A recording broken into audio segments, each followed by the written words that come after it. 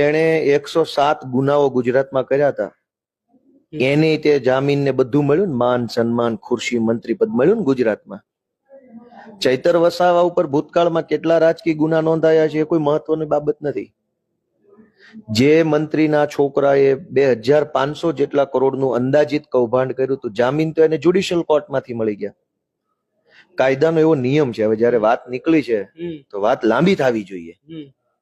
હું વકીલ છું.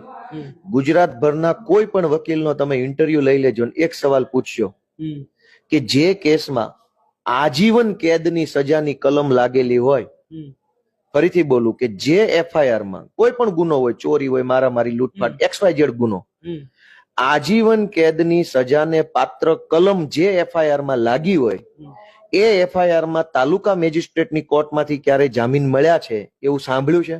ગુજરાતના કોઈ વકીલે નહીં સાંભળ્યું હોય. કેમ કે કાયદાની પ્રસ્થાપિત સિદ્ધાંત છે કે જે ગુનામાં આજીવન કેદની સજાને પાત્ર કલમ લાગી હોય એના જામીન માત્ર સેશન્સ કોર્ટમાંથી મળે. કોઈ દિવસ તાલુકા કોર્ટમાંથી એવડા કેસની જામીન મળે નહીં. ગુજરાતના ઇતિહાસની પહેલી ઘટના બની ત્યાં દાહોદમાં મંત્રીના છોકરાને તાલુકા મેજિસ્ટ્રેટે જ્યુડિશિયલ મેજિસ્ટ્રેટની કોર્ટમાં જામીન મળી ગયા. એની ઉપર 409 10 વર્ષ કરતા વધુ અથવા આજીવન કેદ સુધીની સજાને પાત્ર ગુનો લાગ્યો છે, એને જામીન મળી ગયા.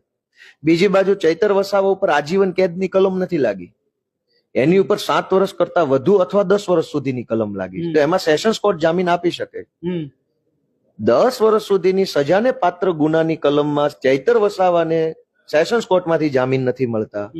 આજીવન કેદની સજાને પાત્ર ગુનાના આરોપીને તાલુકા કોર્ટમાં જામીન મળી જાય છે. હું ત્રીજી વાર રિપીટ કરું કે ગુજરાતના કોઈ વકીલને એવો અનુભવ નહીં હોય, કોઈ વકીલને પોતાની જિંદગીમાં અનુભવ નહીં હોય કે આજીવન કેદની સજાના આરોપીને તાલુકા કોર્ટમાંથી જામીન મળે. તો ન્યાયના કાટલા પણ આપણે જોવા પડશે.